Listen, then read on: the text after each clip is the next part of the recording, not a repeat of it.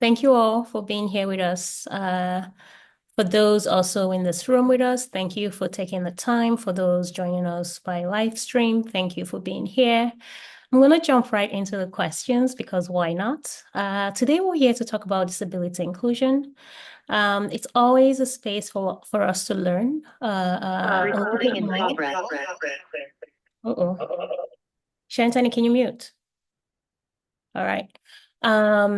For us to learn a little bit more about how we can engage more inclusively, more equitably, especially along the topic of disability inclusion. Our speakers today come at this from not completely, but different perspective and lenses, but that all merge into what does disability inclusion actually mean? And what is the responsibility of each and every one of us, of system structures, society, and workplaces to ensure that we are creating spaces that are disability inclusive? So with that, I'm going to jump right into the first question, trying to do a check-in with my speakers to see what disability inclusion means to them personally and how, as their lived experience, informed their understanding of what it takes to actually create systemic change. So I'm going to do the same round currently. Helge, I'll start with you. Thanks, Chisom. I guess to go straight to it, my personal engagement in this is based on being a father of an 8-year-old that has a neuromuscular disease. So kind of living through those first years of her life, it's kind of made me very aware and kind of lived the challenges that I've faced as a father and on behalf of her and with her. So that was really, an eye-opener for me towards this topic more generally.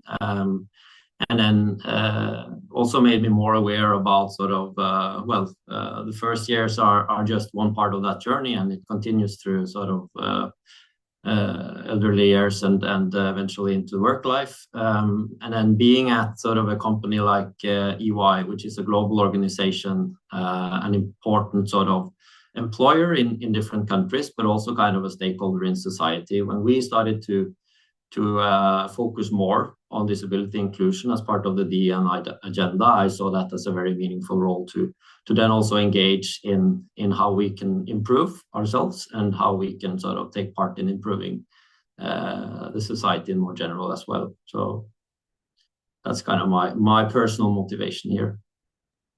Thanks, Helge. Esma.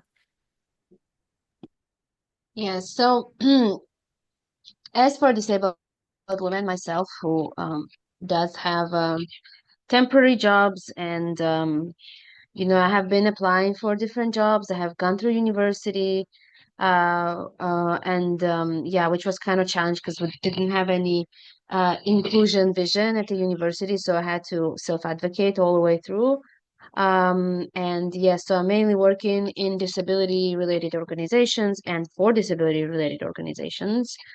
But for me, from my personal experiences, in many instances, disability inclusion means curiosity and courage to start with, because curiosity is important to ask questions and be ready that you may not know things and do the research. And courage is because yes, you may be, as an employer, you might be afraid that the potential employee will not be able to do the job or will endanger themselves or others. But nevertheless, when you have courage, which is obviously part of the leadership, you are able to cope with these fears, and you are able to address these fears in a rational and, let's say, open-minded way. Thanks a lot, Esma. Sala? So what disability inclusion means to me is being seen as a whole human being, especially like in the workforce.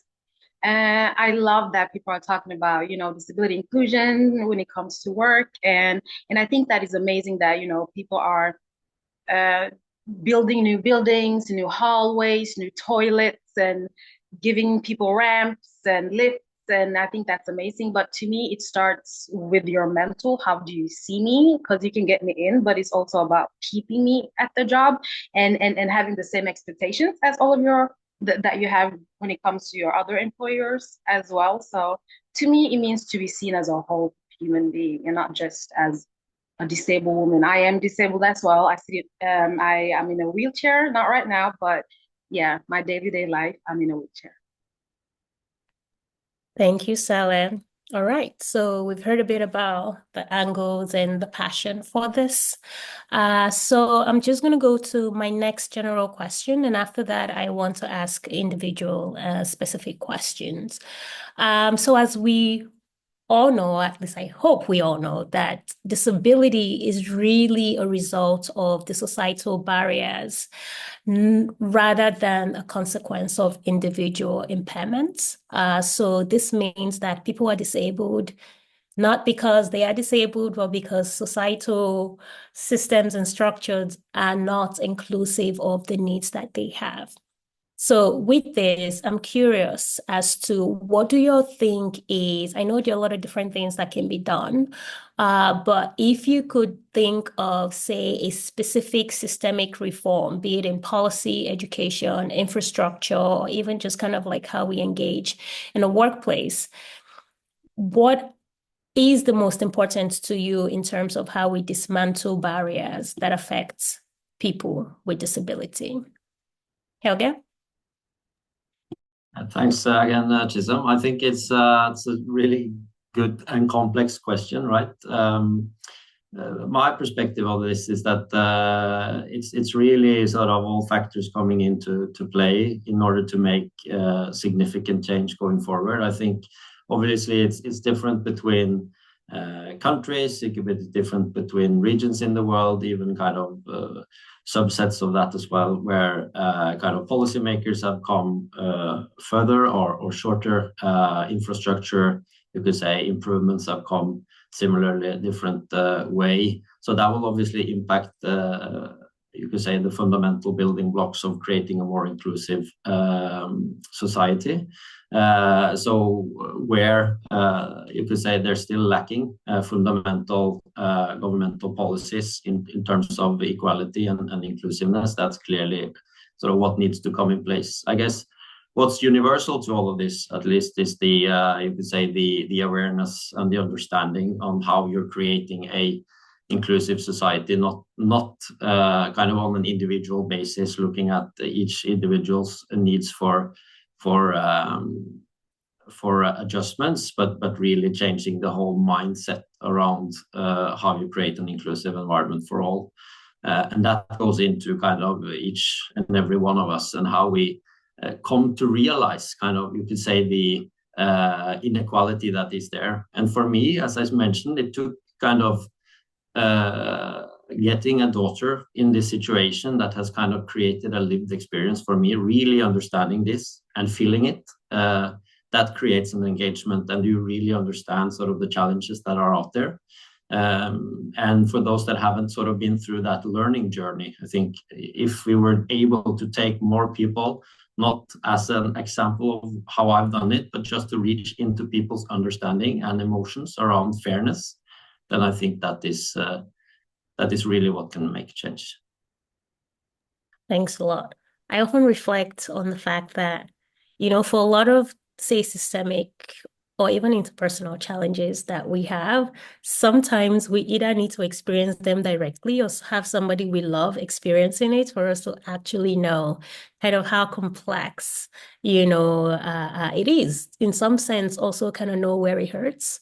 So of course, I think then that's that responsibility, which I think you take quite well in. I know what this feels like. So what is my responsibility of making sure that we create better spaces or that we educate people at work for how they could be more inclusive. So thanks for that reflection, Helge. Esma, I'm going to come to you with the same question. Let me know if you want me to repeat it or if you have it. Yes, no problem, sure. So with the structural reforms, I would say probably three big pillars. One is empowering disabled persons. The second is general public awareness raising, and third is let's say, give the employers a gentle nudge. So let's start with the empowering disabled people. Well, it's a lot of things, starting from, inclusive education, high quality education, which is very important, and equipping disabled people with necessary skills, and not only academic skills, but also independent living skills, which are very important for being able to work, to be going to work, to then being interviewed and so on. And also, being provided with necessary assistive devices or services, and the physical infrastructure also should be accessible for them to be able to go to work, so that it's, let's say, it would make a financial sense for them, so that their whole salary doesn't go in just the trips. The second part is public awareness raising, and here again, public awareness raising is not about just celebrating a day of the rights of persons with disabilities, which by the way is approaching. It's 3rd of December. But it's not about only celebrating that day, but it's also about um, putting more systemic, awareness raising, such as including disabled people in the textbooks, including disabled people in commercials, so that make it in a way that people see them in the movies as actors, as models, I don't know, in show business. I'm coming from a country where in the past they said that if you're blind, and I'm blind, it's better to be on the radio, not on TV, because, well, then people see your eyes and it's not nice. And I'm coming from a country where I constantly am advised to wear sunglasses to basically cover my eyes. And one of our compatriots who has immigrated to another country, she became a pop star, a singer, and as I have heard, she was sort of forced to wear the sunglasses, which completely destroyed her uh, vision that she had, the remainders of it. She had some light perception, color perception, and she lost it all and went totally blind. So I mean, again, these things obviously are no longer around, but some of a lesser scale, people just need to get used to seeing disabled people as they are, in public spaces, as I said, on TV screens, but also in public, in transport, in their universities, at the workplace. And the third thing is, when we address the employers, in most countries, just like with the gender equalities, either employment quotas are very important, or some sort of tax breaks that for hiring disabled people, because then disability becomes something that the employer is no longer afraid of. It's something that an employer may be looking at, and then this employer may be um, and people will be more interested to disclose their disability and admit that they have it, and it would help also gathering of the statistics, and it has largely helped everywhere it was introduced. I mean, the employment quotas and other like positive, like affirmative action and positive, proactive actions from the state. Well, thanks a lot, Esma. Sally? Could you please repeat the question? Yes.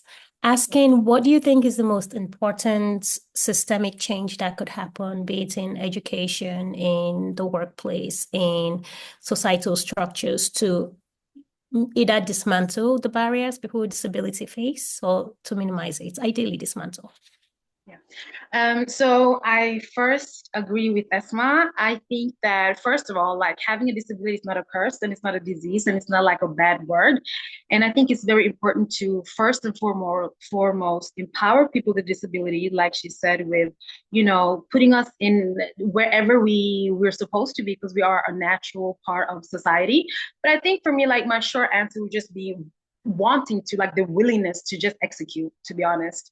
And I feel like I get asked this question a lot when I go to stuff, and it's like, well, what can we do? But we've told people what people can do and how they can do it. Now, what I want to do, I want to be in the era of doing and the execution. Now we need to, the change really needs to come. So I feel, and people are doing it, but not as radical and as rampant as it probably should be. So I think that for me, like the willingness to actually do it and not just sit and prepare data and yeah, the execution. Yeah. Thanks a lot for sharing. Okay, so now for individual questions. Of course, please feel free if you have something to contribute, even though the question is not addressed to you, when the person it's addressed to finishes to contribute. So Helge, I'm going to come to you. And my question is that you, as you said, you're a disability sponsoring partner for EY Nordics. And I think even when we were having a prep call, you talked about all the really impactful accommodations that EY has implemented to support its employees with disabilities. So I was wondering, could you, one, share what some of these accommodations have been, and two, share where you see room for improvements? Certainly, I can do that. And I guess to kind of Sally's impatience on change happening out in the corporate world, at least, as I kind of represent here, I guess I can try to share some experiences on this specifically. I think it's, as I said, I took on this role 2 years back. And that was kind of a bit of at least for the Nordic region, we didn't really have anyone dedicated towards disability inclusion before that point. It was certainly a part of the, you could say, the DE&I efforts that we are continuously sort of working to improve. It has, for a very long time, had sort of a gender focus, which is kind of a challenge generally for our profession, but also increasingly around ethnicity and race and you could say sexual orientation, and now also disability inclusion. And we have created kind of global networks. I'm part of a European sort of or EMEA network, also including kind of Africa and Middle East, where people in similar roles as I have are coming together and working kind of on a shared strategy, which is sort of centered around sort of 3 pillars in our approach, which is accessibility, awareness, and allies. And there we have sort of some common ambitions, as I mentioned earlier, across that region. It's very different between countries where we're at on this topic. So every kind of country and region will work with its own, you could say, immediate priorities. And for us, I think it's been on the accessibility side, it's a lot around sort of the physical accessibility, as we mentioned. We have offices which are not inclusive. But we are kind of refurbishing and changing into new offices with certain sort of cycles. And in those projects now, we are making sure to have sort of people involved, but also kind of principals involved in terms of not just making it as the minimum standard by sort of regulation. We want to be better than that. But areas for improve still, we even see in those projects that you really need to put someone in the project team with some lived experience to really understand sort of the small elements of an office environment on what makes it inclusive or not. Accessibility also in terms of assistive technologies, of course. So many different types of, speech to text and different types of aids that we have access to internally. And also every event that we're hosting and how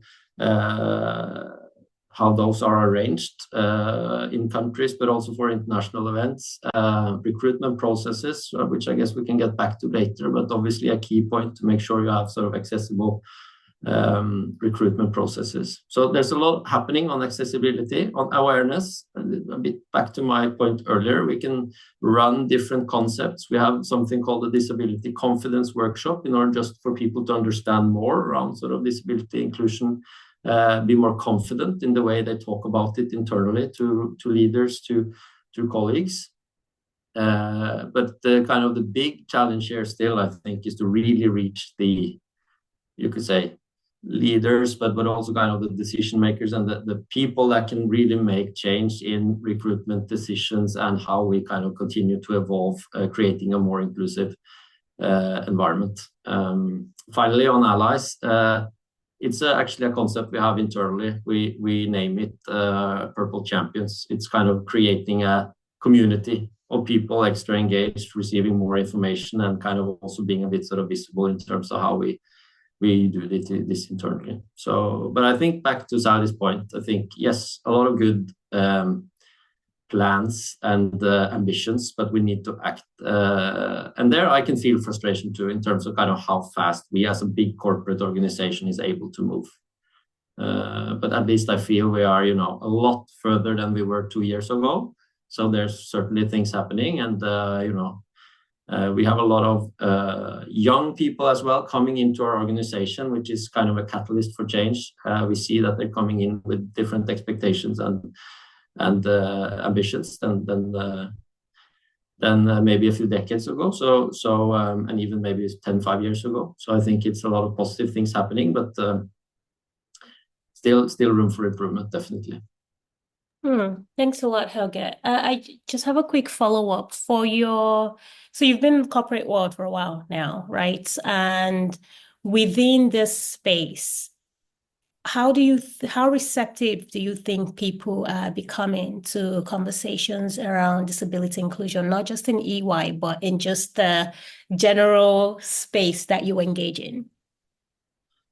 Well, I think it's just to the corporate sort of side of my experience. It's certainly a reason for us having this disability confidence workshop concept. It's a lot of people out there that doesn't have any experience nor kind of knowledge to sort of an extent enabling them to both kind of understand the diversity also within sort of a group of people living with disabilities, because they might sort of consider this as an handicapped person, and that's kind of a denominator that is used. I think we see generally people kind of understanding more and more, but you need to kind of live some experiences as well to really understand. And also to the private situation, I think just growing up now or living in an area where our daughter is growing up and going to school, I think you see that kind of being also a catalyst for change for those people that are around, right? It's the children in that class, it's the parents of those children, it's the teachers, and then you see kind of the ripple effects of getting sort of a lived experience. And the more you include, the more examples you will get, and the more sort of the ripple effect will get to reach more people. Thanks for sharing. Esma, I'm going to come to you. Helge talked about, or at least touched in some capacity on accessibility. So I do want to hone in on universal design, which tends to generally be an afterthought for a lot of organizations, for society in general, until a specific need for it arises. And the thing about universal accessibility is it doesn't only benefit people with disabilities, it benefits everyone. So for example, everyone, including parents, people with injuries, and something that, of course, what mentioning is disability is kind of like the largest minority group in the world, so to say, because each and every one of us at one point or the other in our life will either become temporarily disabled or permanently disabled, right? So from this perspective, I have a question for you. What do you think makes society as a whole reluctant in adopting universal design, despite the fact that it has clear advantages? And of course, we can think about the money aspect, where people reflect on the fact that it's too expensive to create all the systems. But what do you think is the real reluctance? Right. So there are a few factors. So first of all, to explain universal design is something that you cannot do as an afterthought, because this is something that how you build your buildings, your cities, preferably in the beginning, because everything else that you have to remake is actually more expensive, and that could be more called more of a reasonable accommodation when you have suddenly you have a disabled client or a disabled employee, and then you start thinking that's a reasonable accommodation. That's to balance, let's say, the absence of universal designs or shortcomings of it or whatnot. So it has been counted that actually it costs about 5% more to build to design a building, but also a process accessible for everyone in from the beginning. And when you again have to make adaptations later, it's much more expensive and much lengthier process. And what do I mean by universal design? I mean, it's, yes, how buildings are designed, how transport, for example, when the bus stops are announced on the buses, just what you've said, yes? So it's good not only for the blind people, but it's also good for the newcomers, the city visitors who don't know maybe where they should get off.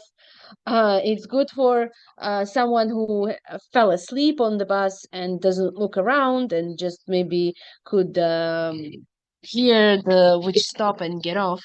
And yeah, I mean, things like ramps are important for people who have suitcases, for people with strollers, and also those in wheelchairs, but and whatnot. But it's also about competence. So you have to have competent and also yeah about the online infrastructure. It's becoming increasingly important because we say, you know, that the technology is going to break all barriers. Technology unfortunately is not going to break any barriers. It actually may exacerbate some if it's not designed, like universally designed from the first place. Having contrast colored text, for example, having simpler language, which could help not only persons with intellectual disabilities, but also, you know, those who are not native speakers of given language or um, I don't know, different group of people. I mean, elder people, and so on. But you have to have specialists who know how to do it technically.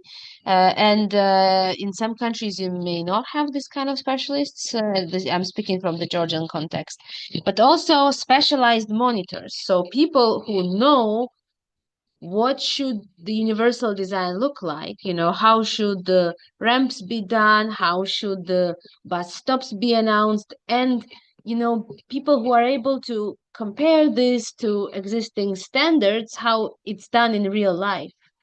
Yeah, so you have to have competent specialists, qualified specialists, but also qualified monitors.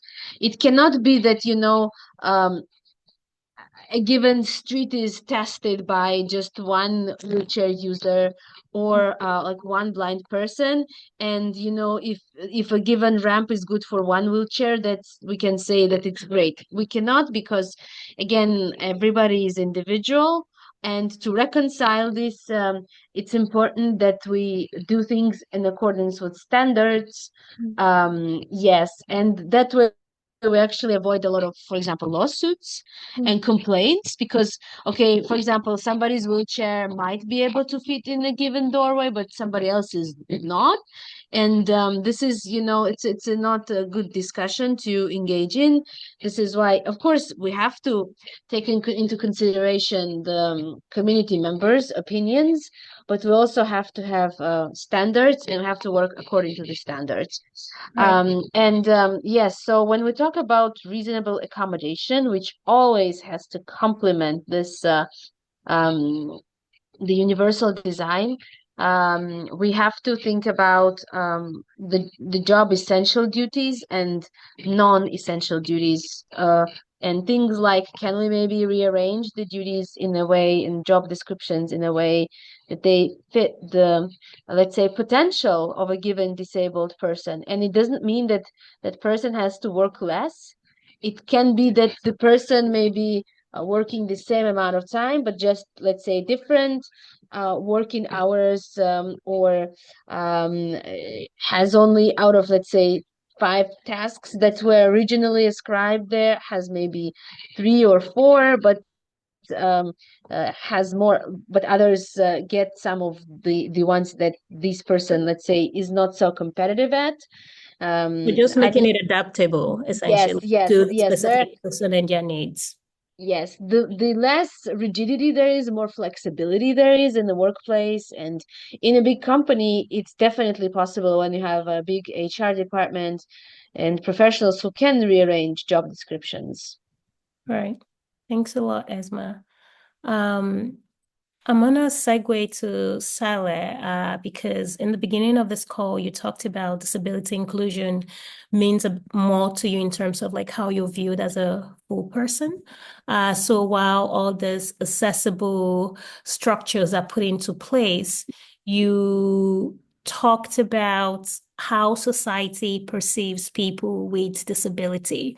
So I do want to ask you perhaps maybe a personal reflection on how have these reflections impacted your life and work? Or maybe what are some of these reflections, or no, not reflections, what are some of these experiences that have brought you to this stance?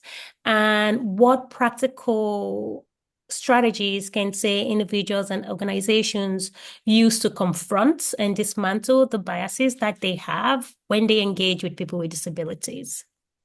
Whew, big questions. I'm gonna share what I'm gonna cut them up if that's okay. That's okay. So the first one, oh my gosh, I have so many stories. So with me, I get met as a disabled person first. Forget that I'm Black, forget that I'm a woman. And I remember I have an amazing dad. I remember when I was younger, he had a conversation with me. And he said, Sally, just remember that you are Black, you're a woman, and you are disabled. When you grow up, this world will be tough. There might be countries that you go to, you might not be comfortable because of one thing or whatever. But just know that because of those three things, you will struggle in this life. And I was like, I don't know what you're talking about. You know, kids don't believe that the world is big and scary. And but growing up, if I did not have the father that I had, if I did not have the confidence, not necessarily like just the confidence in me, but the confidence with my disability and in having my disability, it would be very tough. Because like I said, since people meet me first as a disabled person. I have like an example when I go to the gym. I often hold the door for people so that people can, get in and get out. And you see people rushing to the door, or you see people wanting to wrestle with me to kind of like hold up the door so they can hold the door for me. And I've gotten so many questions like, oh my gosh, are you holding up the door for me? And I'm like, listen, are we really going to use this time on being shocked that I'm holding the door open for you? Or are you going to go in and do your exercise? So I feel like I meet people where they're at. I meet ignorance with stupidity. That's what I do. Um, so and I think that if I was not the person that I am, it would crumble me. Because just within a week, I've been told that, oh, I should hold the door up for you. Oh, maybe you should go this way. Oh, maybe you should do that, Sally. Oh, maybe this is easier for you. You don't know me. What you are doing is obviously taking what society have taught us about disabled people, and now those biases are how you are meeting me, and it's very easy to spot, and people are like, no, they're just trying to be nice.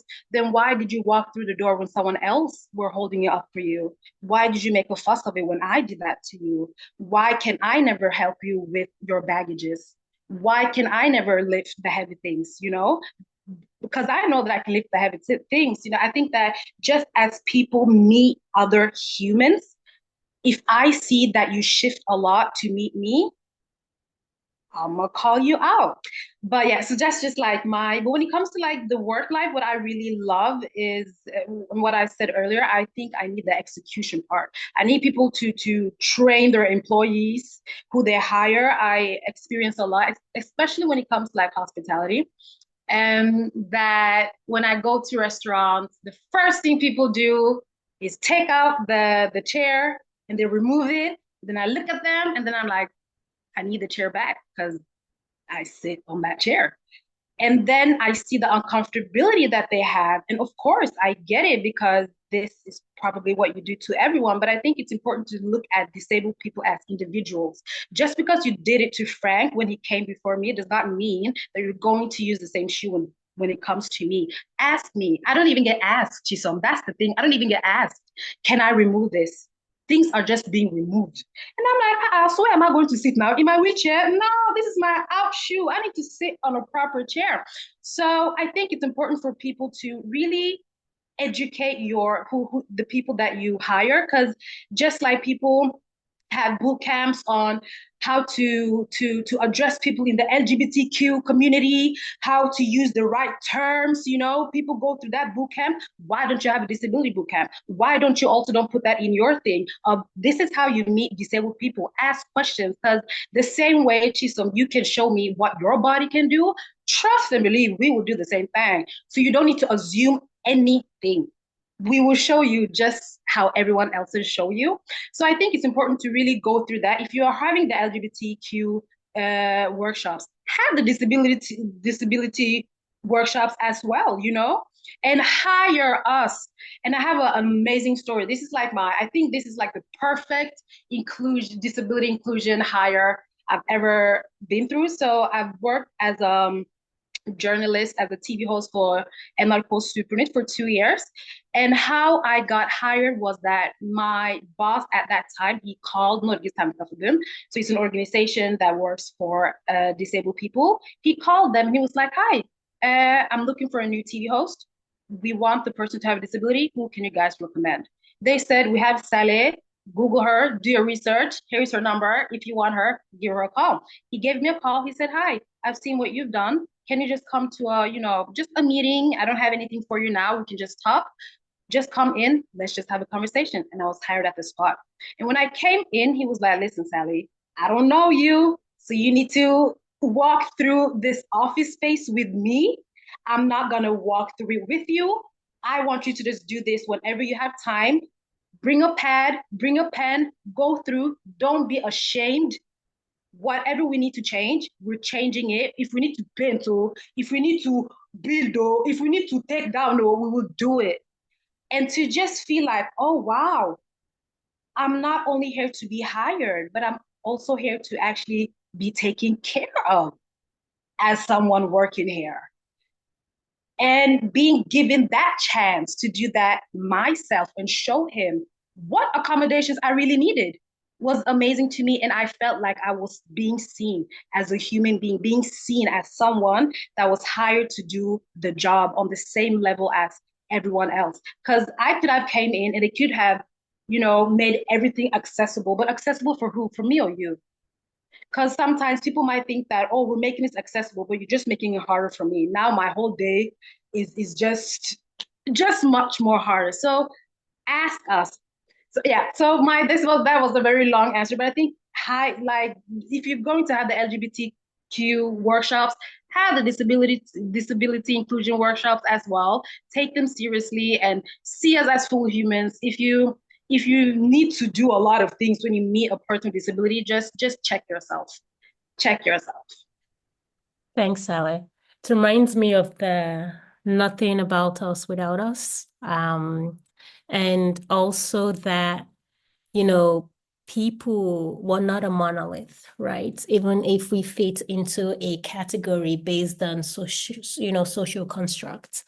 That, as you said, because something worked for person A doesn't mean it's going to work for person B.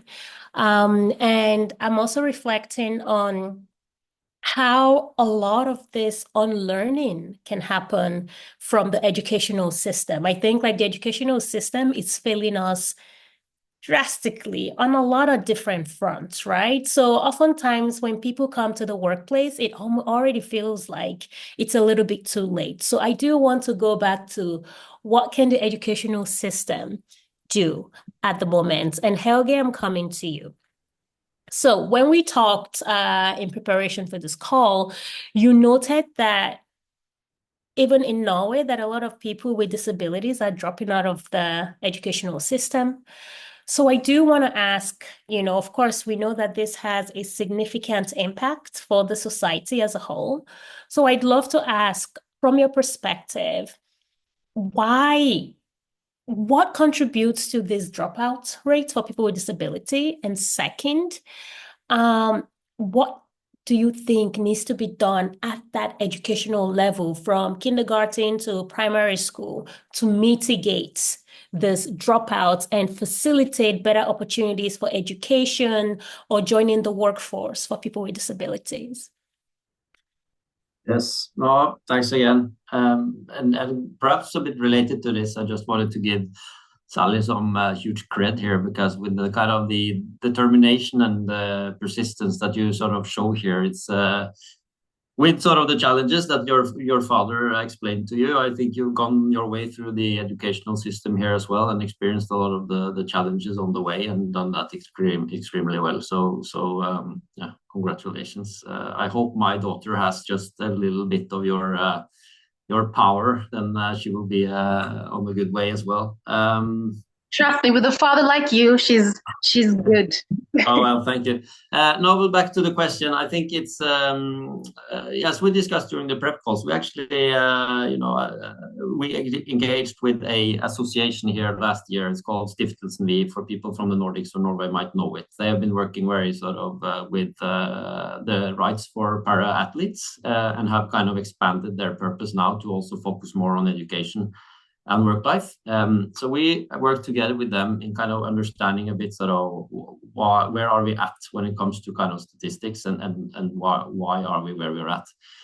And clearly, if you look at sort of statistics, it's you kind of see you can kind of double any number in terms of dropouts and you can sort of engagement and challenges for people living with disabilities compared to sort of a reference group of not. And why is that so? I think clearly many countries at least has come far in terms of integrating people with disabilities into the standard school system. Still, there's obviously medical reasons for not doing it, but it's also kind of cultural and historical reasons for not doing it in many countries still. So I think that's a clear kind of number one, that you need to sort of get that basic principle in place. And then when you're kind of enrolled into sort of a full sort of educational program, following the steps and going through the classes, obviously it's about creating equal opportunities to perform at your best. And this could be to buildings, as we've just talked about. There's a huge sort of backlog of refurbishment of buildings which are not inclusive and accessible today. There's kind of also around learning materials and adaptive technologies in order to support, and also training and education of teachers already from, you could say, preschool stage, but also during primary school and later on.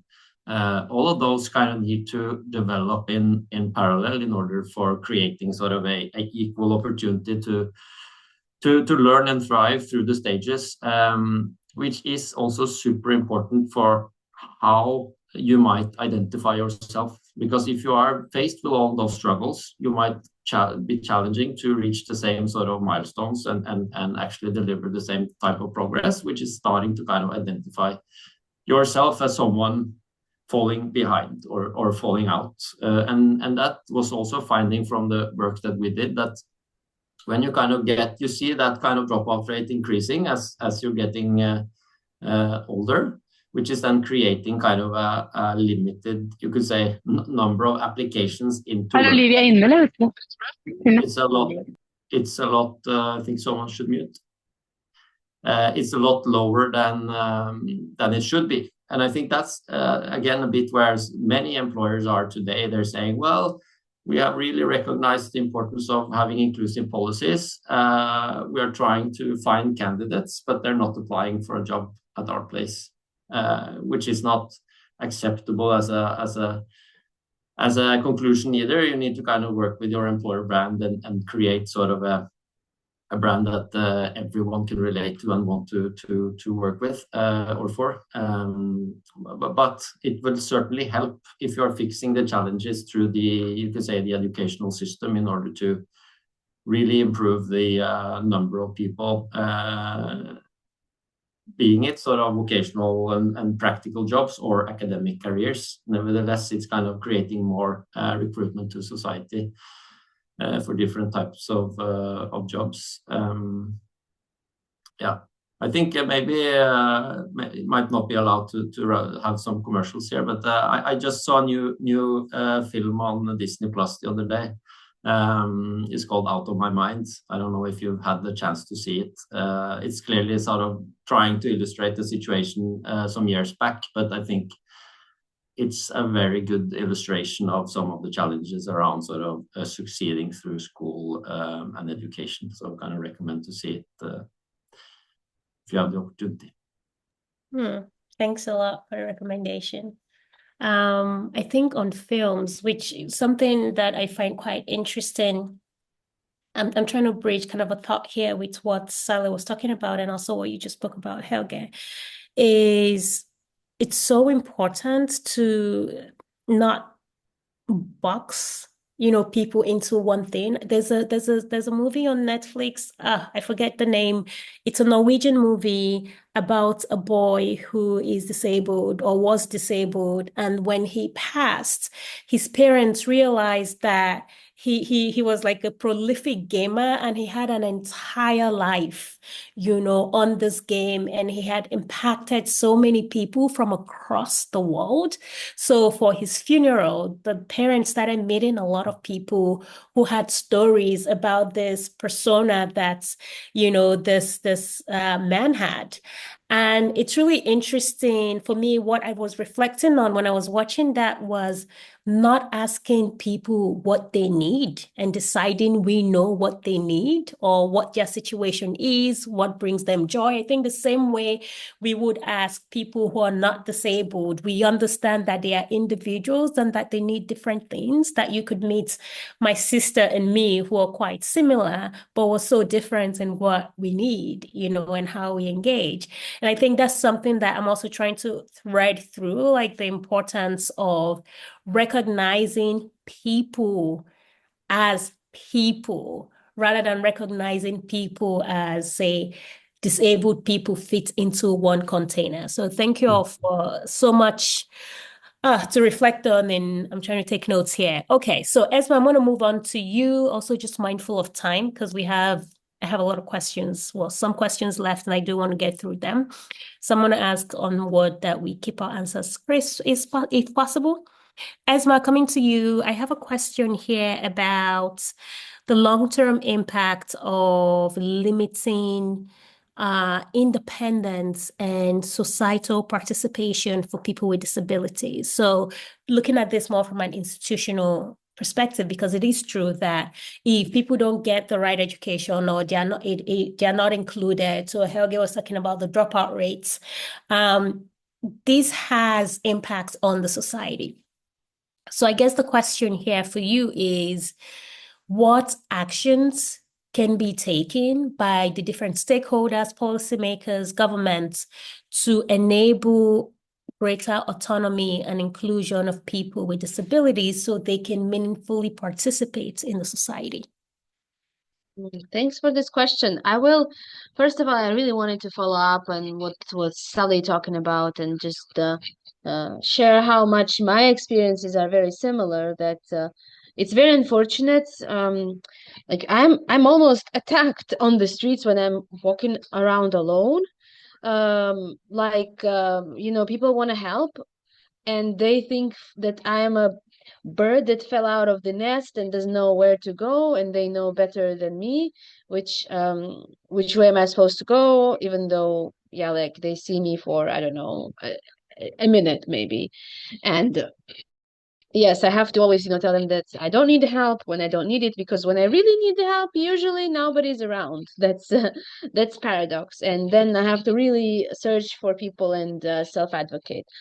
But yeah, so, and actually what you've said about like opening the doors and holding the doors for others, and people like basically not letting you do this, it's very bad, because this is what really teaches, unfortunately, disabled people this um, self-helplessness, let's say. You are always taught, like when me and my friends go to a restaurant or we have to use taxi or something, they don't ask me to pay. And even when I try to pay, they very often pay for me, even though everybody else is paying for themselves. And these things, then you get tired of having to fight all the time, and then you get used to this, and then when you are no longer receiving this, it's a part of charitable approach. It's when you see disabled people only as vulnerable, only as receivers of something, and then you fall in this trap and you are tired of fighting and you are used to this help all the time, and when you don't get it, you get very angry. And on the other hand, however, when I'm with someone else, with my mom, for example, I'm not talked to. Even if the question is addressed to me, people are speaking with her and addressing me in a third person. Is she hungry? Has she eaten? Yeah, put this child on this chair or something. So it's very hard because people are not used to seeing disabled people around. Unfortunately, well, I mean, I guess I'm speaking from the Georgian perspective. I don't know how relevant it is for Western and Northern Europe, because yeah, Northern Europe has been exemplary, and in Georgia, my schoolmate has always been. She graduated. She received her master's degree in inclusive education in Norway, in Oslo, and she said there were days when I forgot that I was blind. So I don't know, of course, about your contexts, but yeah, I just wanted to reflect on what Sally has said. Otherwise, yes, it's very bad for the society, actually, this exclusion, because as Chisom has said, as Helge has said, as everyone here has said, accessibility is more. It's about more than just people who are disabled from birth. It's about people who are getting older. It's about people who have children, who have suitcases, people with temporary injuries, those who might be injured in accidents, and accidents do happen, also natural disasters, wars, and so on. So it's unfortunately the society often does not see that majority of us will need this accessibility. And honestly, if we exclude all minorities from the majority, there will be no majority left, basically. Yeah, because every one of us in the end belongs to some sort of minority based on certain experiences. So making the environment accessible, again, it's going to benefit everyone, but it's also it's going to change the societal mindset.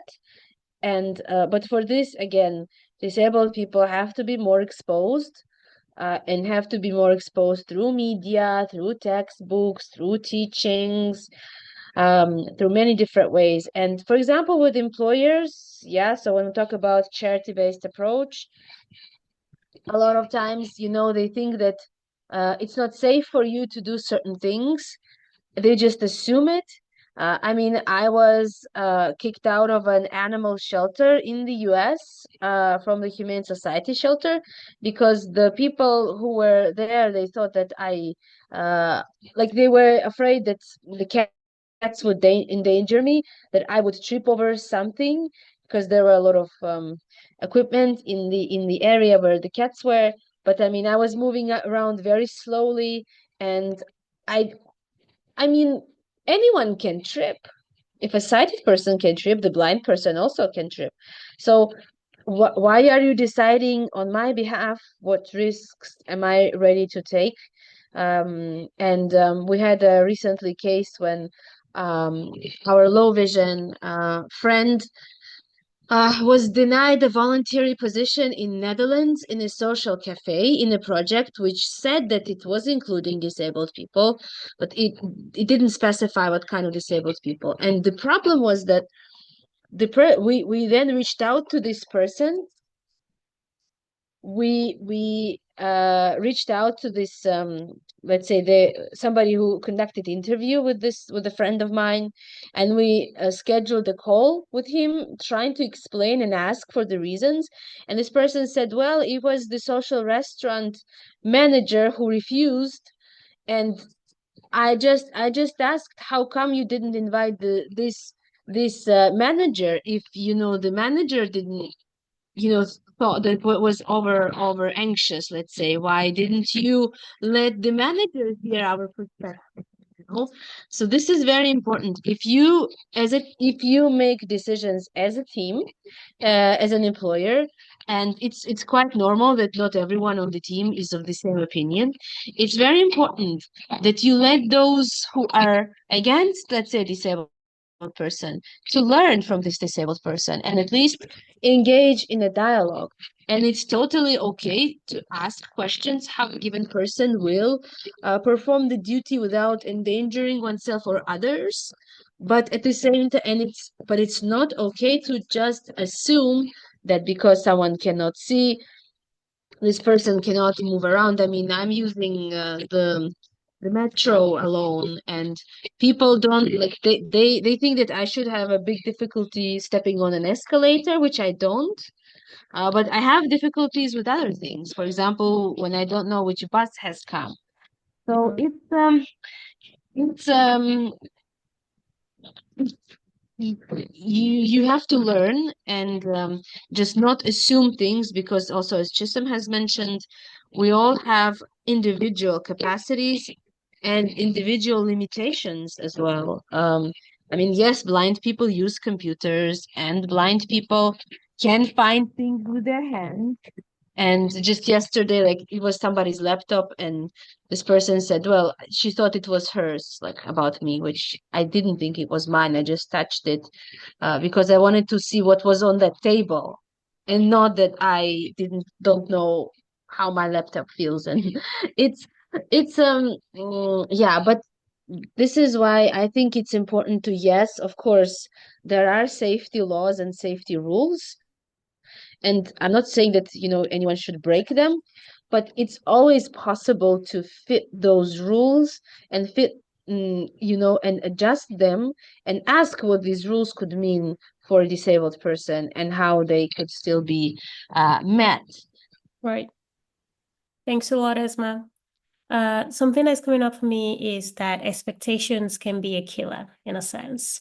Because if we look at, say, so I'm an economist, right? So if you look at this from a macroeconomic perspective, when you subject a significant group of people to being catered for, you're telling them consciously and subconsciously that you do not expect a lot of them.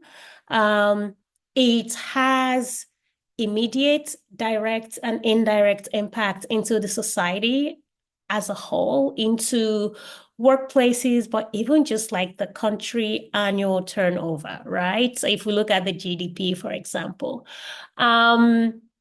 Anyway, so with that, I want to come to Saleh. Saleh, we've been talking a lot around how you and Esma have also shared, kind of like how these perspectives and expectations kind of just like pigeonhole you into a particular corner. But I do want to ask about the line between providing support, uh, understanding that we also don't know what we don't know. So we can ask people with disability kind of like what they need, and also allyship. So these are three things that kind of get muddled in a way. So I'm gonna re-say it because I think I jumbled that up. So basically, how can we be allies without overstepping the boundaries of minimizing somebody's, say, experience? Because I think when we're having this conversation, I think it's okay that I share. You had shared that sometimes when you come into a space that, people are jetting over to like remove the chairs out of your way because they assume that you're not able to move those chairs yourself, right? And I also understand that it could also be ableist, not to at least try to remove some of the barriers that you face for people who are trying to be allies. So can you talk us through how you envision allyship? And after you, I actually want to bring Helge and Esma in to see how do you think about allyship, as well. I think, and thank you so much for the question. I think in order to be a good ally, you kind of need to know what the problem is, and you also need to kind of like, because you are a supporting character. Let's be honest. So that means that whatever the main character does, you follow after that. It's not like, and we've seen this, in Mean Girls movies or just like in movies in general, you are the supporting character. If I don't shout, why are you shouting? If I am not annoyed, why are you tearing out your hair? Because that's like and that's why I love what Esma said, because and I was sitting here as I was like, yes, girl, yes, because I so much agree with you. You get so much help. You get so like it's like you don't want to be a part of society because it's overwhelming. And it's like I just want to be in my house, just be alone, because I know that the second I step out of this apartment, oh Lord, people will just start funding me, giving me flowers for just breathing. And I know where I'm going. I know that from point A to B is not hard, but people might assume. So I just wanted to say thank you so much, Esma, for bringing up those things. But I think when it comes to allyship, you are a supporting character. Be the supporting character. And I remember I went to the well with a good friend of mine, love her to bits. And obviously, I've been raised like this. Like All I right, can you did. tell us what the well is? Because not Oh, everyone is. sorry. Yes. So the well is a resort kind of place. You can go there, get a massage, you can swim. And so we went there together. And one thing people need to know is that I've lived this life for so many years. I know that the world is not accessible. I know that when we go into places, it's not accessible. It doesn't bother, like, it's a thing of like me being Black. I'm Black. I already, like, there might be some things that might shock white people but for me, it's like, I don't even think about it because I'm Black. I've been living in this Black skin forever. So I've been a disabled woman since I was 2 years old. I'm 28. I know that the world is not accessible. I know how to maneuver around this, but it becomes tiring when I know how to maneuver, but you are stuck in, but this needs to be changed. But it's not going to be changed. We know this. This is the notion that a lot of us have in our head. So there are some fights we're just like, I'm not going to take the fight with the well. I'm just happy that I'm here. They thought about me. Of all the pools, at least I can go into all of them except one. It's a win. Why am I sitting here shouting? Why are we now going to write a long essay to the well because I had some difficulties? I will forever have difficulties in this world because I am disabled. I don't need you to make the battle harder for me now. And I think that sometimes allies, they might not know that, but by you shouting and doing all of these things and me just living and being used to this, you're making it harder for me because I have not even shouted. So why are you shouting? So I think that if you're really going to be an ally, know that you are a supporting role. You are not you are not the main cast, uh, and know when to kind of like step back. And I've also been in many situations where like when I'm gonna have meetings with people and people are like, the first thing they say when something don't work, oh my gosh, I'm so sorry, it's not accessible here. Girl, I know, you don't need to mention it. It doesn't need to be mentioned. I know. I am disabled. I live in this world. So that's what I'm saying. It's not about the ramp. It's about how people look at us. Cause yeah, so just like last week I had a meeting and it was at a hotel and it was this high chairs. I think those were like the only ones left. And I can get up to high chairs. And I've met the person before, but I think it was the person with that other person was like, oh my gosh, I'm so sorry. We couldn't find another place. And I'm like, I haven't said anything. I think it's that thing. Wait for me to say, like, don't assume. Don't assume. Because at the end of the day, I got my ass on the chair because that's what I do all the time when I hang out with my girlfriends, you know? So I think it's the assumption. You don't know me. I will show you. Right. Thanks a lot for sharing. I think it's also important to center that allyship is different from different people for different people. And I think that this is why it's so important to like ask, understand what people need because people need different things. Helge, I want to ask you about allyship actually, because I think in your role, be it at work or at home, there's a lot of allyship that go into the work. How do you navigate this? And in listening to Sale and how she experiences or expects allyship, what comes up for you? Yeah, good question again. I guess just to perhaps just cover the corporate world again for a second. It's allyship within sort of that context. It's I think to have kind of its supporters, its sponsors, it's someone that are you could say informed and aware and have kind of an engagement for improving. And that can be at different levels. It could be the more junior, you could say, person running a job interview, being sort of aware of his potential biases and putting them to side, running an interview. It could be someone in the HR department screening for applications. It could be your closest leader when you join on day one to be sort of a very sort of inclusive counselor and buddy onboarding. With sort of the potential sort of accommodations needed in order to make that work at its best. And it's certainly at kind of different leadership levels. At the end of the day, showing that you care, showing that this is a part of the agenda, making time on agendas in busy calendars for actually speaking and discussing around these topics. So that's kind of allyship in the corporate context as I see it, to really sort of at those different roles, be someone that knows what to do and will do the right thing compared to others which are not sort of climb that sort of journey or don't have that same level of engagement. And I guess allyship for me as a father as well. I think obviously I'm here. I'm engaging in this as being a father, and so everything around sort of the daily life of our daughter is something that I care very much about, sort of supporting her, so of course, individually, what she needs.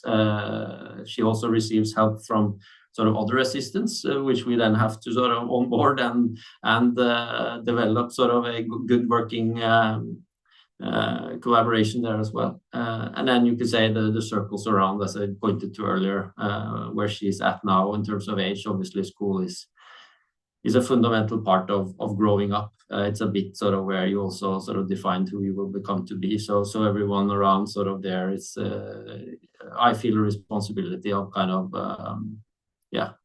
advocating and informing and trying to impact sort of at that level. So Do you ever feel, thanks for sharing, Helge. One follow-up for you. Do you ever feel that lack of confidence when it comes to when you advocate or when you don't? Yes. I think it's, I guess we'll get to it soon around sort of, charity versus kind of hard business case for inclusive recruitment and so forth. I think that's an important dimension. But maybe it's more on the personal side where there's no kind of doubt in my beliefs, but it's kind of maneuvering it a bit to Sally's point. Sort of, if some things are good, how much effort should you spend on sort of the things that are perhaps not as good? And that can boil down to kind of how direct would you be to someone else's child or someone else's parents and someone else's, if you understand what I mean. But kind of maneuver that in a bit longer term and be very appreciative of things that are actually working well, kind people that are attentive, and versus kind of continuing to push. Then I think striking that balance, it's where I can kind of feel sort of being very comfortable or feeling somewhat less comfortable, I guess. Thanks for sharing. Esma, I'm coming to you on allyship.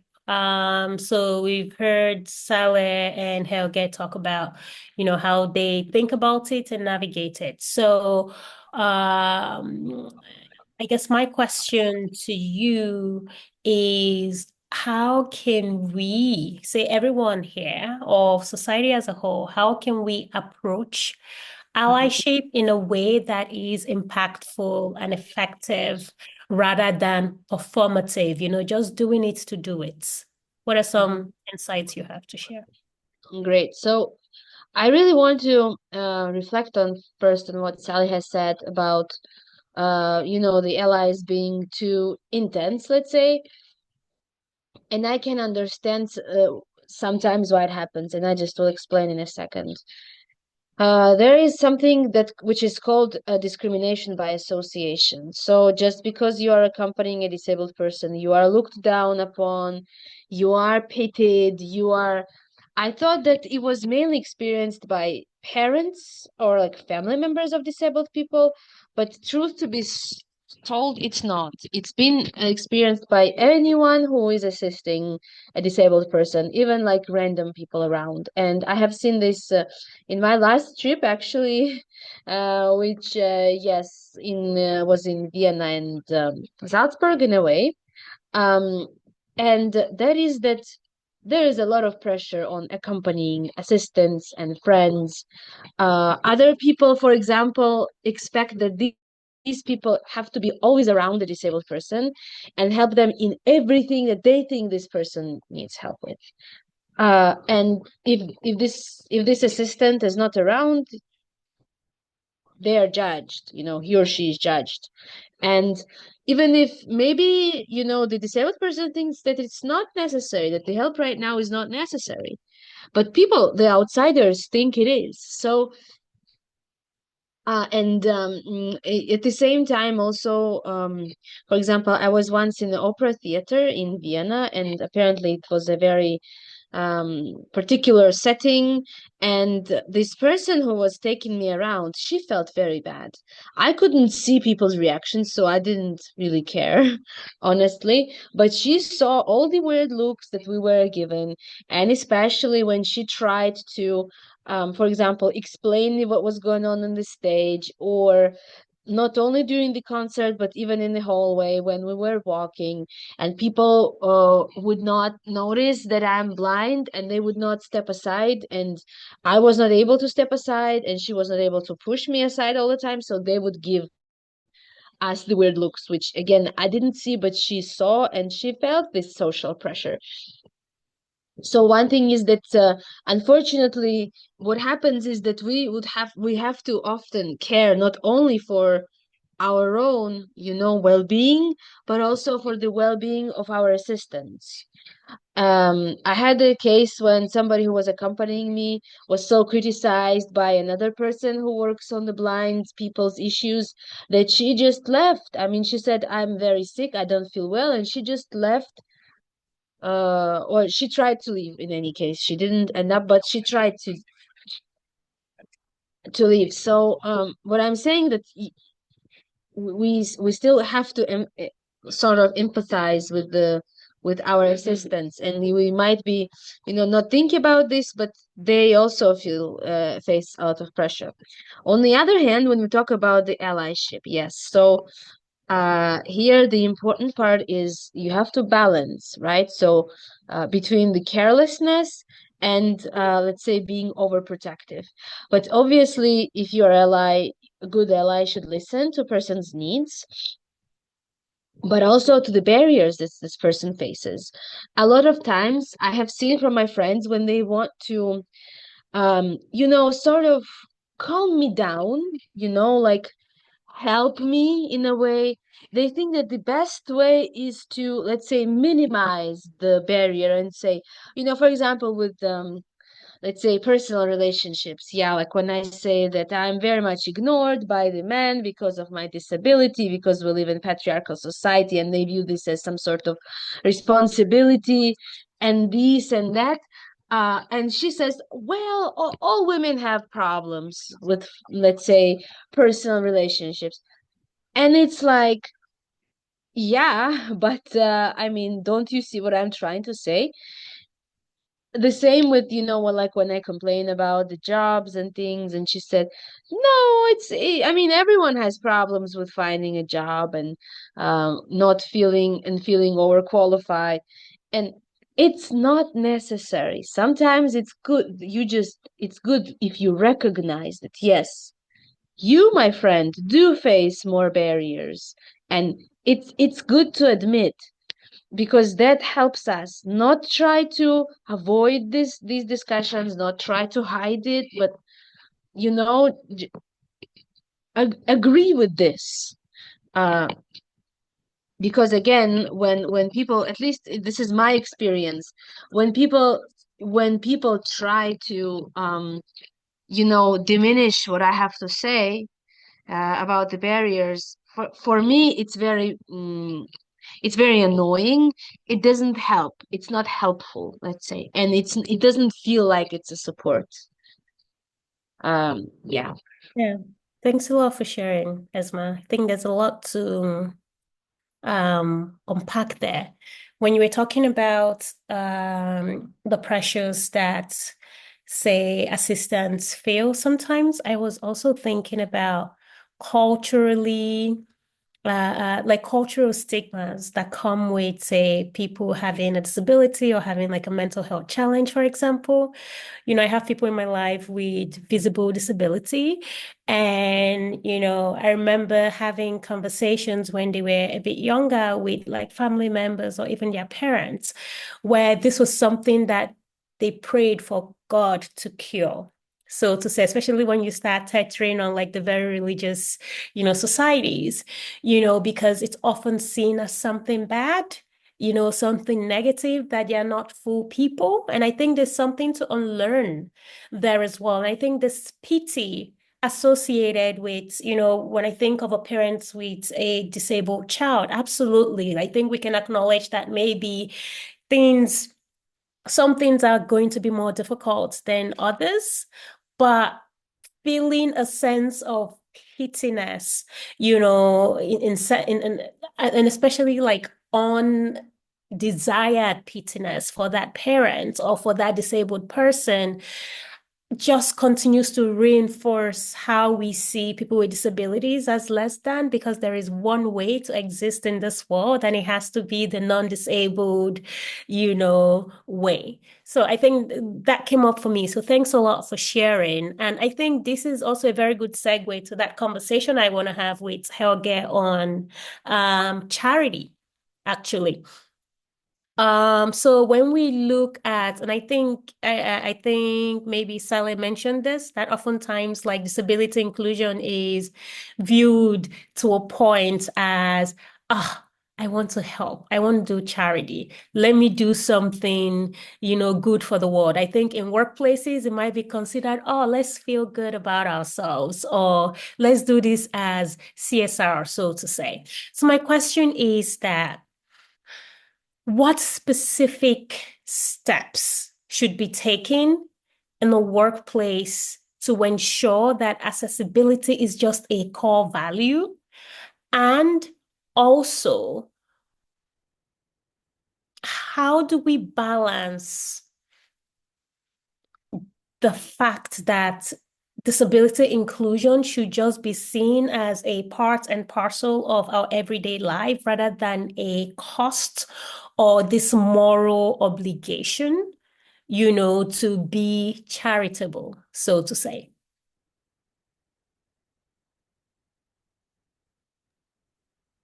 All right.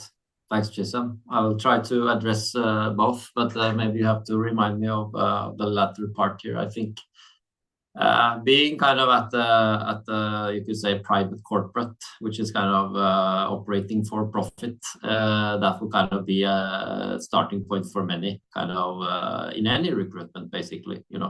Is there a need for another person on the team, disregarding of who it is? It's like the whole sort of concept of managing your workforce and sort of developing it, of course, to make sure sort of people are moving into more senior roles, so forth. That whole concept is there, which it will be in sort of most organizations, which is then in combination, you could say, with a faulty perception, ableist perception that, disabled people, and also doing the horrific error of grouping them into just one group, saying that, well, they will come with lower productivity, additional costs, and challenges. So you kind of end up in those two, looking at that as being charity, as you say.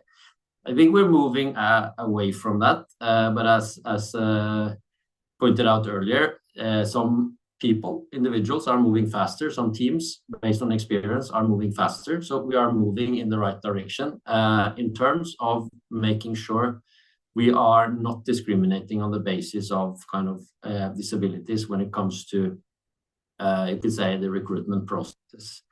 I think that is the where we're heading. And then you could say, okay, in this diverse group of people, there are some with 100%, you could say, ability and productivity. If you're sitting in a wheelchair, it doesn't matter, as long as you're kind of efficient on your keyboard and you're working as any other employee at a firm like ours.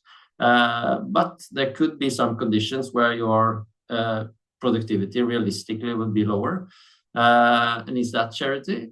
Some might think it is, but if you look at sort of how we are dealing with many other cases and situations, flexible working is really, you could say, growing, because people have very different sort of private situations. We are now allowing for less time at the physical office. We're doing more home office. We're doing flexible hours. So if you need to sort of log off a bit early, you can pick up your computer in the evening.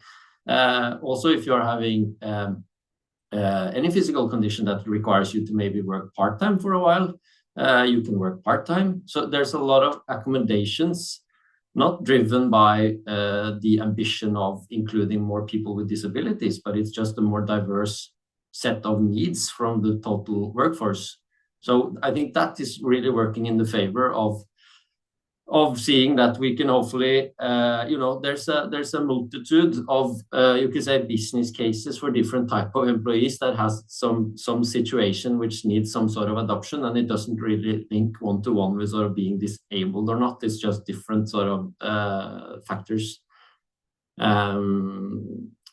So I think that is it's a summary, I think, on how we see this of kind of being sort of not a case of charity, but looking at sort of the contributions of each individual and seeing that will be beneficial for us. And then to really move faster, we need more. We need to prove. We need more role models. We need more role models in the office. We need to see and experience a more diverse working environment, which is then creating an identity around sort of I can see that we're actually a more diverse group of people now, which will help who we are identifying ourselves to be, which is also important sort of at the more senior levels as well, right? So that I think is what will hopefully make things accelerate going forward. Thanks for sharing, Helge. I have one question for Sale and then a round-up question before we start taking the audience question. Sale, I want to ask you a question about the intersections that you mentioned. You noted that you are a woman, you're Black, you're disabled. So my question to you is, how do you navigate this intersection? How has it influenced your experiences, be it positively or not? And yeah, how do you just negotiate it on a daily basis? Yes, thank you so much for that question. Like I said earlier, I do, and it's so sad to like say it, but unfortunately, I do get met as a disabled woman first, not necessarily a woman, just a disabled human. And I remember I had this conversation with a friend of mine because I went to an event for Black women some weeks ago. I was supposed to be MC. And the issues and the problems we're discussing, I was just like, I can't relate. And I just felt so bad because I'm like, but I'm Black. Like, I should be able to relate. Like, I should be able to be like, yes, like this is one of my battles as well. But I just couldn't relate because I don't get met as a Black woman. I get met as a disabled person. So a lot of, let's say, the racism they were talking about or like discrimination they were talking about, I was like, listen, darling, that has never happened to me before. Like, I don't even get jobs, okay? Forget about my color. I don't even need to write my name. I just need to say that I'm disabled and I'm not even the top pick. I can have a bachelor at least. It was your name, you can't change your name. But I can't lie on my resume. And so, yeah, so just knowing that, wow, I can't relate, even though that I am Black, was really sad. But also being honest and saying that, well, also being honest and realizing that I feel like I am in my own battle as well, by with being Black disabled, because the the African culture. I'm from Sierra Leone. I was raised very, very African. And unfortunately, we don't really talk a lot about disability in the African culture and societies. Even like when we have African parties, you don't really see a lot of disabled people. First of all, the buildings that we have the parties at are not accessible at all. And even like the only Black theater that we have in Norway, Nordic Black theater, is not accessible. So just by all of our things that's about us Black people, they're not accessible at all. And Africa is, a continent that has had a lot of wars, and a result of war is disability because people get shot. Um, so I feel like I navigate those things fairly well, but I feel like society don't want me to navigate those things. I think because there's no expectations of you taking part of society. So when you do, you get overwhelmed, and I become tired and want to just like get out of society. But I think that for me, it's been easy to navigate for myself. But I think to be able to show people that I am a full human being, that has been the hardest. Um, just like I said, like the easiest thing for me to do is to have a disability. Like the easiest thing to maneuver is my wheelchair. That's like the easiest thing in my life. Having a disabled body might be something else that might be tougher, but maneuvering in my wheelchair, that's that's like drinking water. Um, so, and I think because of the bias we have in the African community of, we think that it might be a curse. We pity a lot of the people that have a disabled person in their family. The room, the rooms that a lot of Black women get, I don't get them because I'm disabled first. And also, we have this, oh, Black girl magic. I was never promoted. And when I say me, I'm like, my sisters that are Black and disabled, we were never promoted on those Black girl magic posters, never. And the sit downs and the things that we never discuss how it is to be a Black disabled woman. We never discuss that when it's so relevant in Africa. It's so relevant. Um, so I think it's been easy for me personally, just like in my life, but I feel like it's society that is making it hard because I want to do everything. I go to the African parties, even though I've stopped now, because it's more tiring than it is fulfilling. Because people really do show you pity in the African spaces. They come in and it's like, you need to pray. I don't even go to church anymore because when I go to church, the first thing people are gonna do is try to heal me. And how dare I be happy? Like what? How dare Sally be confident? I'm disabled. I shouldn't be confident. I shouldn't even be happy. I should be bitter. I should be sad. I shouldn't even have a man. I shouldn't have shit in my life because I'm disabled. Uh, so yeah. So for me, it's been easy, like personally for myself, wanting to be a part of society, but society makes it very hard because yeah, you're Black, but you're disabled. So what I've said, and I've been very honest with people, and it might sound mean, but I don't fight for any other group in this world than Black disabled woman. I don't, and I will say it again. I don't fight for any other humans than Black disabled women because nobody fights for us. We are the only ones that fight for ourselves and even with each other. Unless now you find another person, your child is disabled, that's when you will see like the cultural aspect coming in. But for me, honestly, like nobody has been fighting for me, no groups has been fighting for me. So I only lend my voice to Black disabled women. That's it. Thanks for sharing, Salad. I think it's important. I know you've told me this like a while ago, and I think it's important for me. It was also an important reflection because sometimes, even in spaces where you feel that you have a community, those spaces can be harmful. And it is correct. I think for me, I'm Nigerian, and I know just how difficult it is to be a disabled person from a lot of African contexts.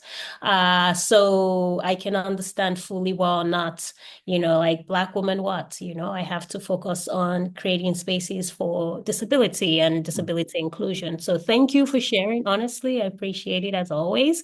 I have a last question. I want it to be quick fire rounds because we have a lot of questions to go through from the audience and we have a short amount of time. So if you could just tell me one thing, less than 1 minute, what could us people in this room, the people listening on LinkedIn, the people who are going to see this afterwards, what could they do to create workplaces that are inclusive for each and every one of us, be it on an individual level or organizational level? Sorry, for disability inclusion. What can they start doing tomorrow? I hope you understood that ramble. Yeah, I think you get it. Okay, Helge, I'm coming to you. Okay, so very quick. I think it was also noted on the chat here that sessions like this, we tend to speak to ourselves somehow. Everyone on here has some engagement, right? And we're all already on board.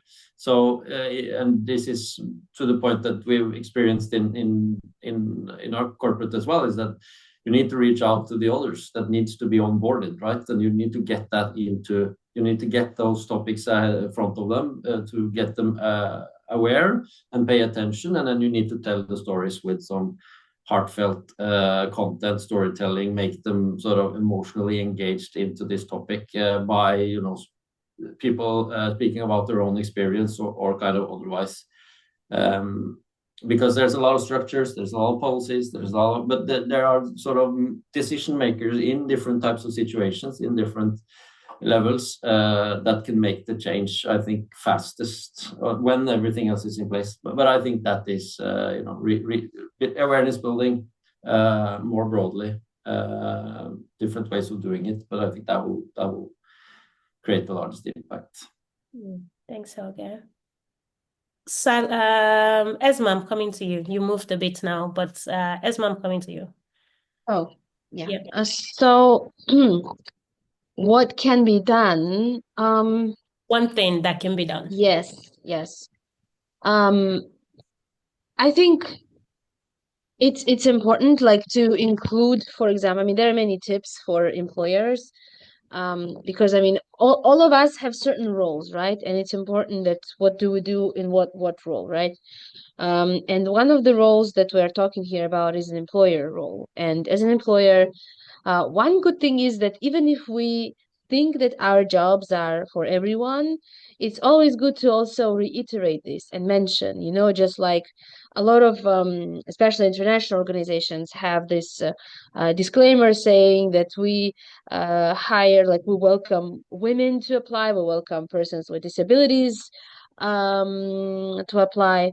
So I would really suggest this, and it's very helpful.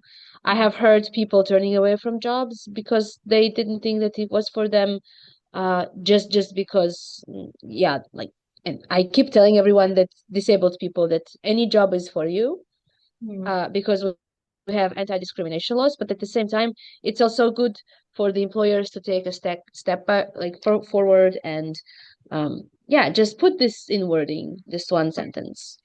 Language is important. Thank you. Saleh, one tip. Oh, one tip, start. Start. Do the work. Yeah. Just start. Okay, I like that. All right, so we come to the end of this session, this Q&A beat, and there are a bunch of questions here. I think because a lot of these questions were coming in throughout the conversation, that some of them might have been answered. So I would try to skim through to see which I ask. And I think the first question here, not the first, but the one I see that's been sent to me is, I think this is addressed to Helge. To your point about inclusion not being about an individual need, but a mindset, how does that come into play when having someone on the team with lived experience? To your point about inclusion not being about individual need, but a mindset. Okay. Yeah, I think it's I'm not sort of meaning to undermine that there's kind of individual needs might require sort of accommodations. I think that's obviously the case. And the thing is that it should be solutions to create sort of accommodations that enable sort of people to sort of perform at their best and their capacity, and there's no barriers there. And if that kind of is in place, which it will not always be, but then it's kind of down to sort of the perceptions of your team members on sort of your expected contribution. And I think this topic of ableism that has been discussed a bit here, that you just have lower expectations also in school, as we talked about earlier, that you're kind of lowering the expectations unnecessarily, and that needs sort of a bit of you could say understanding and being reflected on the way you perceive others based on having some sort of disability. I think that's what takes the team to kind of onboard someone at the right expectations. Not sure if it sort of fully answered the question, but at least some comments on the themes. Thank you. I have another question here. I'm going to toss this out, maybe start with Saleh. Let's talk about hope. Yeah. What gives you hope? Oh, Yeah. There's a question here about what gives you hope about the future for people with disabilities?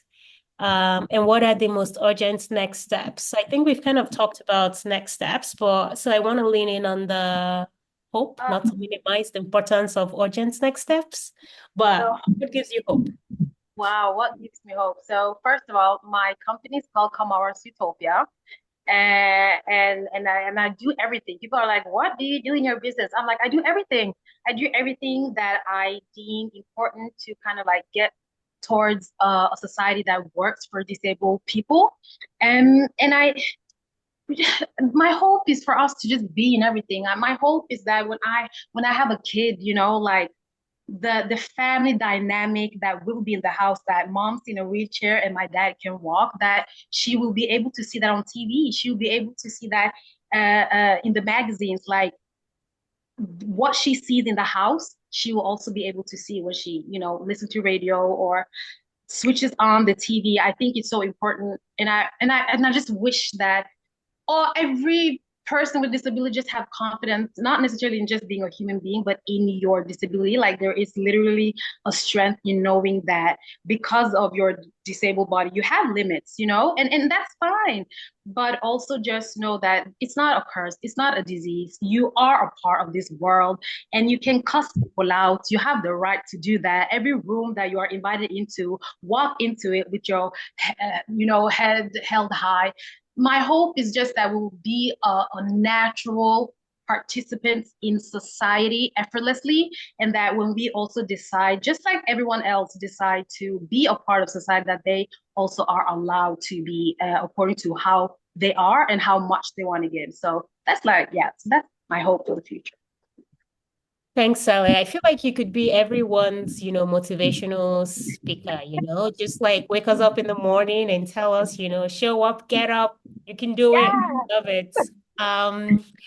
Esma, what gives you hope? I think the situation is improving though. I mean, as I said, like earlier on, I was told when I entered university, like my parents actually were told, not me, that they should take me to Europe to study because this university doesn't have resources to provide my studies. Today, so that was let's say 12 years ago. Today, this would not be possible. Like this would not be said anywhere in my country, because they would be afraid of, I don't know, discrimination, scandal, and so on. It's just like one small example that things are moving, even though maybe slower, but still. Um, and that's what gives me hope. That even around me, I feel like people get more used to seeing disabled people. I've been first in many, even civil society spaces, which is kind of sad, but so yeah, I think we just should continue showing up. And it's very hard. Sometimes I always say that I'm walking public awareness raising campaign, which is psychologically very hard.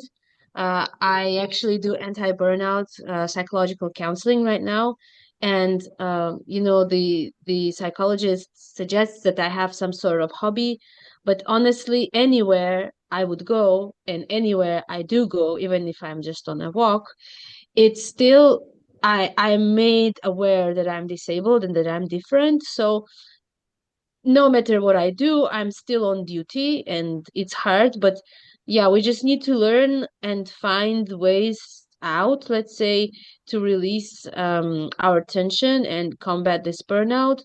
But eventually, I mean, the situation has improved in in the US and Europe, and then it will improve and will continue improving everywhere around the world.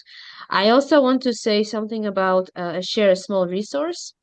This is a good practice of one of the Dutch trade unions.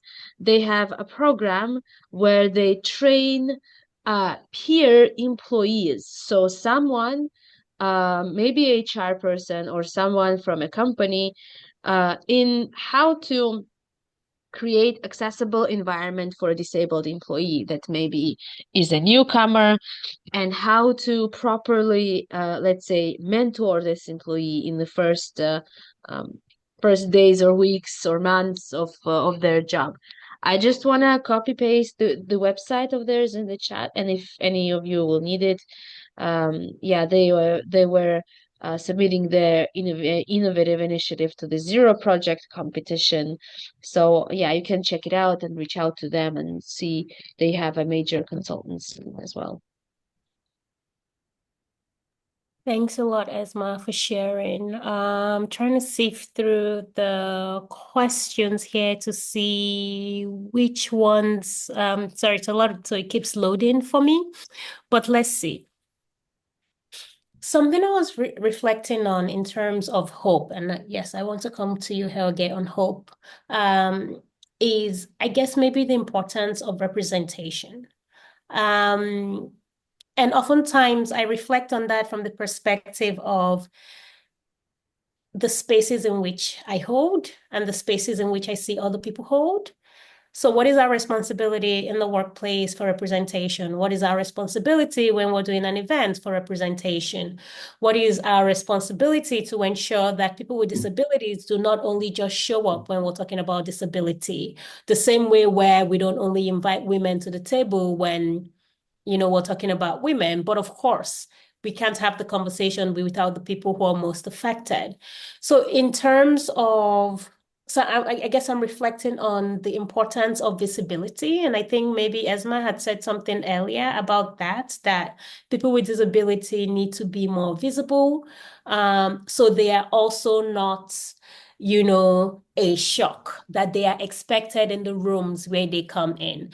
So there is, I guess that's my reflection on what gives me hope, because I'm seeing a lot more of that representation. Visibility is important. Helge, what gives you hope? And then we take one last question and end for today. Yeah, no, I think what gives me hope is being part of this type of discussion, seeing engaged people, and the fact that kind of you have created this venture, Chisom, and sort of pushing on, and others are doing that too. I think in sort of the public, you could see sort of a lot of attention increasing, and hopefully action as well, increasingly going forward.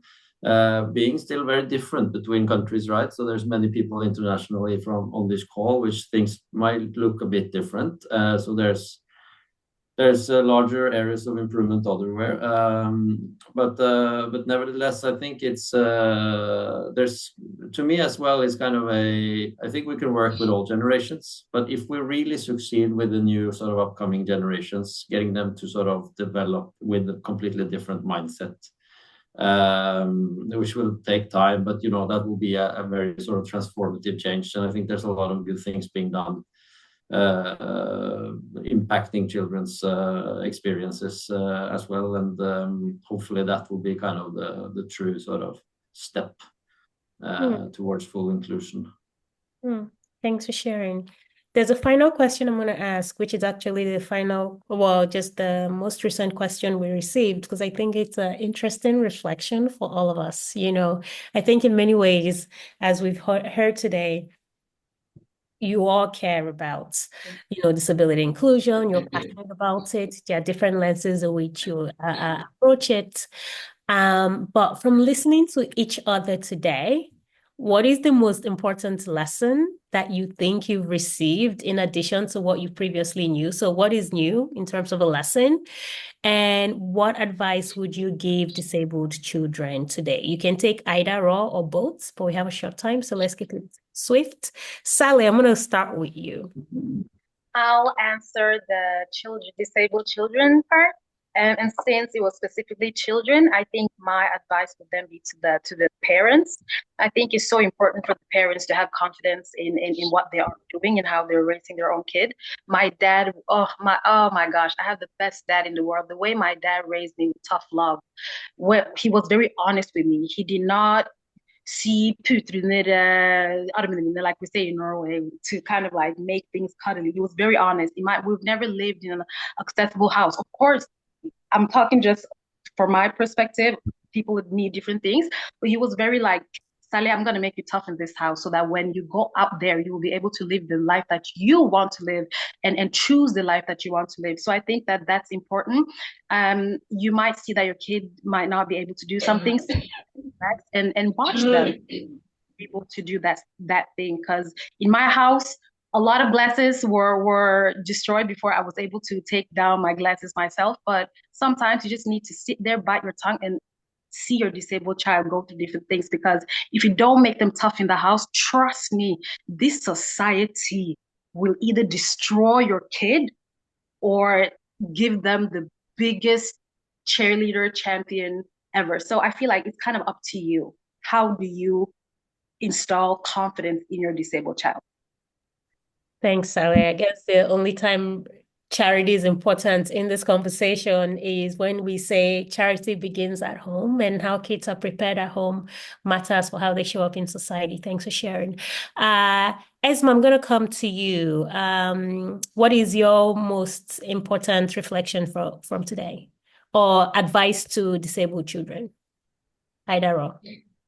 Yes, I don't like, honestly, to be giving advice to disabled peers, because I realize that, like, saying, I don't know, follow my example or whatever is a very privileged thing, because I mean, I had a lot of privilege in my life, which many disabled people won't have. So, I mean, for example, yes, Sally spoke about her parents, and I also would speak about mine, that my family sold off everything that we had in our hometown and moved to the capital so that I could study. And yeah, my mother has never worked since I was born, because, yeah, she needed to take me to school, then to university, read some materials for me at school. At university, I had already other readers. But anyway, so what I'm trying to say is that not but in any case, I think try wherever you are, try to improve uh,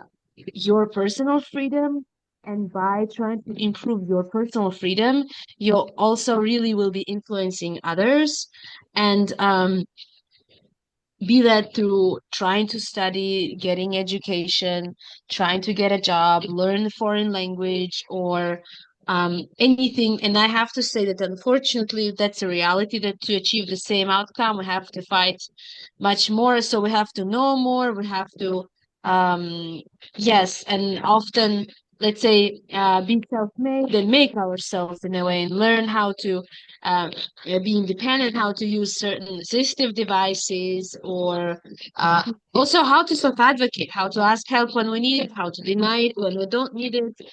And I would also, yes, one thing I would suggest every disabled person is to try, once you achieve something, never say no to empowering of other disabled person. Never say no to, I don't know, sharing your experience, or talking to someone, sharing, like helping them share with you, listen and hear their emotions, and try to connect these people to other people or resources, because by making other community members stronger, you also become stronger. You also get more opportunities around the world. So that's like one advice that I definitely would give. Thanks, Esma. Helge, coming to you. What is your most important lesson or advice? Yeah, I guess it's just listening to the conversation here and all the contributions. I guess there's I think we have sort of a good grip on sort of the challenge, the different aspects of it, and we've been across a lot of different themes related to this. So it's that's kind of good in a sense to see across sort of geographies and coming from kind of a bit different perspectives as we are doing in this panel. But and then the ability to act and kind of make change. I think that is that's where we're at. The area of change, is that what you call it, Sally? Area of actions. Yes. Good. And well put, I think. All right. Thank you all.